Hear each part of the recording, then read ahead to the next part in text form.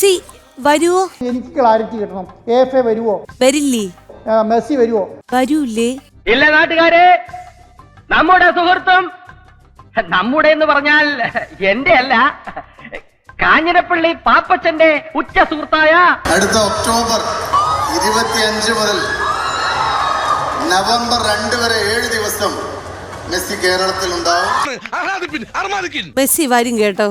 നിങ്ങളിൽ പലരും മോഹൻലാൽ വരുമോ ഇല്ലയോ എന്ന് സംശയിക്കുന്നുണ്ടാവും. അപ്പൊ 25 ഒക്ടോബർ നവംബറിൽ വരുമോ ഇല്ലയോ എന്നുള്ള കാര്യം ഇവര് വരില്ലെങ്കിൽ വരില്ല എന്ന് നമ്മളോട് പറയണം. അദ്ദേഹം വരും. മോഹൻലാൽ വരും. അത് സമയത്തിന് വരില്ലേ? ഒക്ടോബർ അല്ലെങ്കിൽ നവംബർ വരും. മെസ്സി വന്നാലും ഇല്ലെങ്കിലും ഖജനാവിന് നഷ്ടം ലക്ഷങ്ങൾ. 130 കോടി രൂപയ്ക്ക് മേലെ അടച്ചിട്ടുണ്ട്.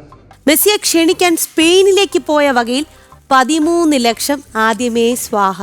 മെസ്സിയെ കണ്ടില്ലെന്ന് മാത്രമല്ല, കായിക മന്ത്രിയും ടീമും ടൂർ അടിച്ചിട്ട് ഇങ്ങ് പോരുകയും ചെയ്തു.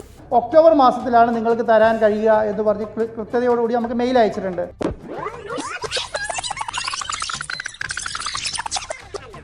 പക്ഷെ ആ ഒരു കൺഫർമേഷൻ തന്നിട്ടില്ല. ഇതിന് ഡേറ്റുമായി ബന്ധപ്പെട്ട കാര്യങ്ങൾ അവർ സംയുക്തമായി തന്നെ പറയും.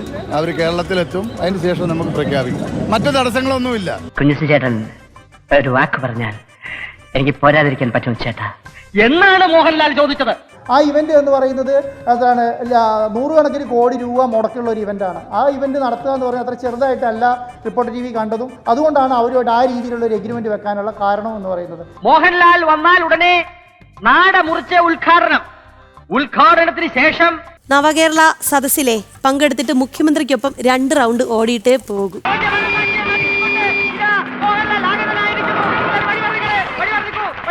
ഞങ്ങൾക്ക് എല്ലാ അപ്രൂവലും കിട്ടി, എല്ലാ പെർമിഷൻസും കിട്ടി. മെസ്സി വരുമെന്നും നിങ്ങൾ പൈസ അടച്ചോളൂ, അർജന്റീന ടീം വരുമെന്നും നിങ്ങൾ പൈസ അടച്ചോന്നും ഒക്ടോബറിൽ വരാമെന്നും ഒഫീഷ്യലി കൺഫർമേഷൻ കിട്ടിയതിന് ശേഷം ആ കൺഫർമേഷൻ എഗനസ്റ്റ് ആയിട്ട് ഞങ്ങൾ പൈസ അടയ്ക്കുന്നത്. എടാ ഗോപി മഞ്ജുരിന്റെ മോനെ, അടുത്ത ആഴ്ചയല്ല അടുത്ത സീസണിൽ പോലും നിനക്ക് കിട്ടില്ല. ഇനി അണ്ണന്റെ കളി വേറെ റേഞ്ചിലാണ്. മരം മുറിയേക്കാൾ വലിയ തട്ടിപ്പാണല്ലോ. ഞങ്ങളോട് പണം മേടിച്ചിട്ടുണ്ട്. ഇതുമായി ബന്ധപ്പെട്ടുള്ള ഔദ്യോഗികമായിട്ടുള്ള ഒരു പ്രഖ്യാപനം അത് അർജന്റീനയാണ് നടത്തുന്നത്. അവര് അടുത്ത 1.5 മാസത്തിനകം ഒരു കേരളത്തിൽ വരും.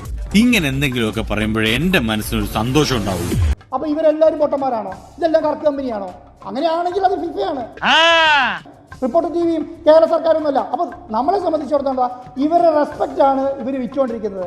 ആണുങ്ങളായാലേ അല്പസ്വല്പം നാണോ മാനൊക്കെ വേണം. ഈ പറഞ്ഞ് പണം അയക്കുന്നില്ല എന്ന് പറഞ്ഞ് മണിക്കൂറുകളോളം ഇരുന്ന് ചർച്ച നടത്തി നിങ്ങൾ ഇപ്പൊ അയച്ചോളൂ എന്ന് പറഞ്ഞപ്പോൾ ഞങ്ങൾ ആ സമയത്ത് അയച്ചിരുന്നെങ്കിൽ, ഞങ്ങൾ ഈ ഡോക്യുമെന്റ് ഒന്നും ഉണ്ടാക്കാതെ അയച്ചിരുന്നെങ്കിൽ അവസ്ഥ ആലോചിച്ചേ. ഇവർ ഫാമിലി ആയിട്ട് ഉടായിപ്പാണല്ലേ. 130 കോടി രൂപയ്ക്ക് മേലെ അടച്ചിട്ടുണ്ട്.